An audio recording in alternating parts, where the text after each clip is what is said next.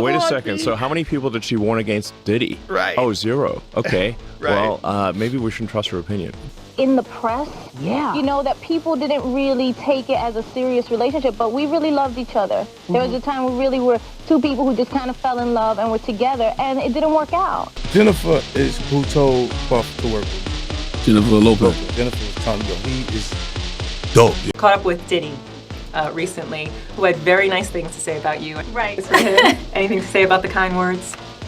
It's nice. Elon Musk has now inserted himself into the Diddy drama by calling out Jennifer Lopez for not warning us about Diddy and all the horrible things he's done. Elon, though, is one to talk. Now, Musk was speaking on the Joe Rogan Experience when he began talking about JLo's criticism of the recently elected president and his remarks about Puerto Ricans. Elon then brought up JLo's personal history with Diddy as she dated him from 1999 to 2001. He said JLo was like his ex-girlfriend, and now all of a sudden she's warning people about Trump. How many people did she warn about Diddy? Oh, 0. Maybe we shouldn't trust her opinion. He then added people in the music entertainment industry had to know that Diddy was doing those things. Where's the accountability? They had to know. Again, this is somewhat hilarious coming from Elon considering all the horrible things he's done, but he's not the only celeb who's questioned JLo's involvement with the Diddy case. Ojani Noa, her ex-husband, claimed that she was involved in Diddy's freak-offs that came in his federal indictment. "I'm not on the list," he wrote on Instagram. To those people and media outlets asking if I ever went or participated in that piece of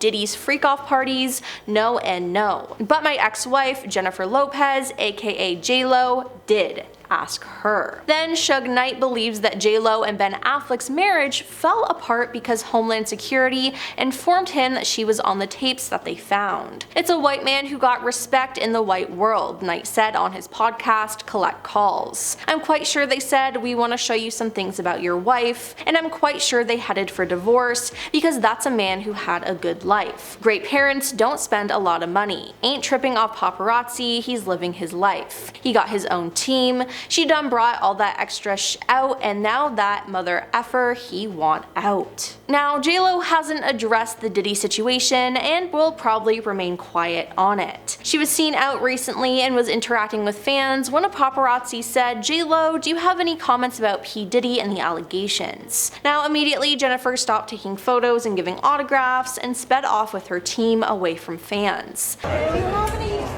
comments about P. Diddy and the allegations? Go back up, look, don't lean.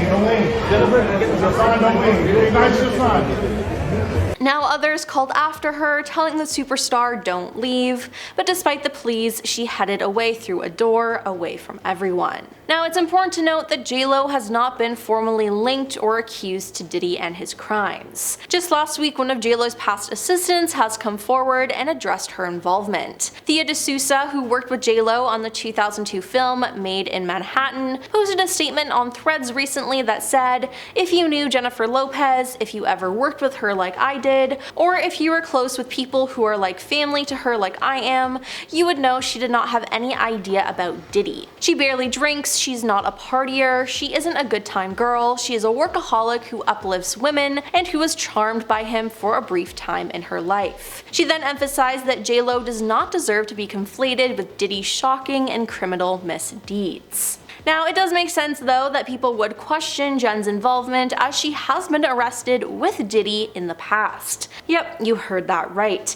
In 1999, Diddy was arrested following an incident that happened at a nightclub in New York. That night, Diddy was with his bodyguard, Anthony Wolf, rapper Jamal Shane Barrows, and Jennifer Lopez, who he was dating at the time. As reported by Forbes, the incident started with a disagreement and ended with 3 different people becoming injured. After the incident, Diddy, JLo, and Jamal left the scene, but then the 3 were involved in a police car chase. Now, it's even been rumored that JLo threw evidence out of the car during this case. According to the Washington Post, police found stolen weapon in the car, and both Diddy and JLo were arrested and initially charged with criminal possession of stolen property. Now the charges against JLo were dropped overnight, but Diddy and Jamal went to trial. Jennifer spent 14 hours in a police station as the result of her incident. Now she later described it as an unfortunate situation, adding, "We were somewhere we shouldn't have been. It was a bad situation, and any bad situation that involves celebrities, people run with." Diddy faced additional charges of bribery as he had allegedly offered the driver of the car $50,000 to say the weapon was his. Diddy was acquitted of the charges, and Jamal was charged with 5 offenses. Now he served 10 years for his charges, according to the New York Times. But nobody was ever charged and found guilty of the actual incident. One woman who was a victim of the incident claims that Diddy injured her,